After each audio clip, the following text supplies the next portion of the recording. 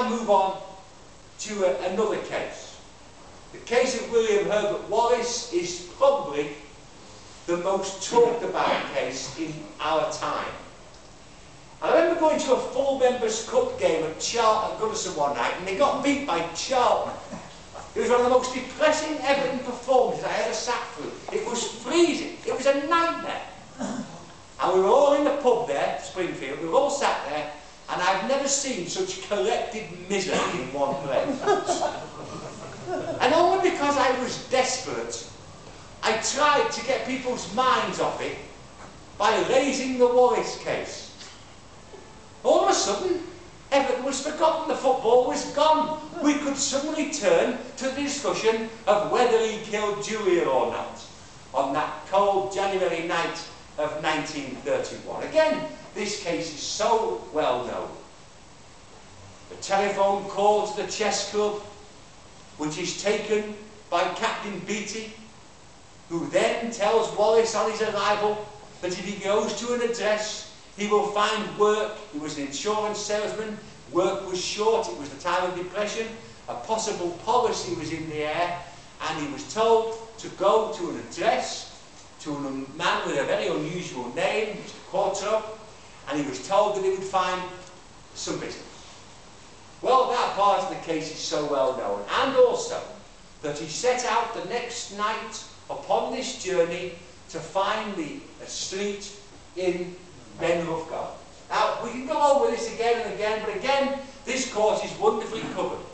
Raymond Chandler said that Liverpool had, out of the 3 best cases that were already novels without being created, he said Liverpool already had 2 of those cases. He was right. One of them was this one. So, Wallace goes out to search for an address that does not exist, although there are similar ones that do. Now, it's always puzzled me this. A man who earned his bread by walking the streets, a man who knew every alleyway and street of his own Clubmore area, because he had to. Because he had to know where people were to get their policies and to get their money. A man that he would set out on such an adventure without checking what he knew very well existed in every newsagent's and every post office, a directory.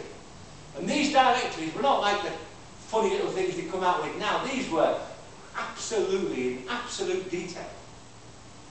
Because certainly during the evening, when he was unable to find the address, he went in to consult the directory, which he could have consulted at any time during the day. Well, he never found the house. He came back. He then tells the Johnsons that he can't get into the house because of the door. When they come to the door, they open it and find poor Julia battered to death upon her own hearth. Now, again, Wallace is convicted in a 4-day trial, which ended on a Saturday afternoon.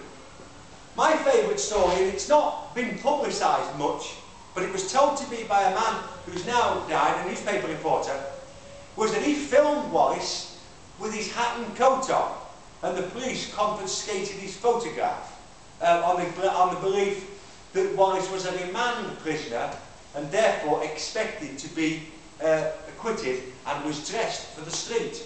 Well, I'm not certain. It was a good story, and if the photograph had existed, it would have made him a great deal of money. After an hour and a quarter, Wallace was convicted of the murder of Julia, who was battered savagely 11 times and was probably dead after the first or second blow. It's very hard to imagine Wallace carrying out that sort of an attack. He was in very poor health anyway. And it's hard to imagine. But if you wanted to create an alibi, to put a noose about your neck, you would have done exactly what he did. Rung up and then gone to receive the message that you yourself had given. So, he's convicted. He goes to the Court of Appeal. He's the second case off. The first one is a Cypriot waiter in London who's battered somebody to death. They only take 20 minutes over him. That one's soon sorted. And then all of a sudden, although Wallace doesn't understand all of the judgment, what it seems to be is that the jury's heard all the evidence and come to the long conclusion, and comments like, why does Liverpool keep sending us such strange cases? That wasn't made in the court, that was made later on by one of the Justices of Appeal. We'd sent them a few funny ones that decade. All of a sudden, Wallace is allowed out. He's got no money, he's on the stand, he has to borrow money off somebody from Daily Express to get a cab back to the hotel, and he has to get a train ticket, and he comes back on the same train as the coppers who've taken him down under escort, not in the same carriage, by the way, and he gets a welcoming committee for the only time in his life. He's already had a kidney removed, he's in poor health, can't go back to his job. Many people believe he was guilty. He ends up with a bungalow in Bromborough. He dies within months, and only 4 people attend his funeral. He was the most famous for 15 minutes and then forgotten. But he was resurrected in a book of 1949, and there have been 7 or 8 since. And it is unsolvable. There have been so many theories.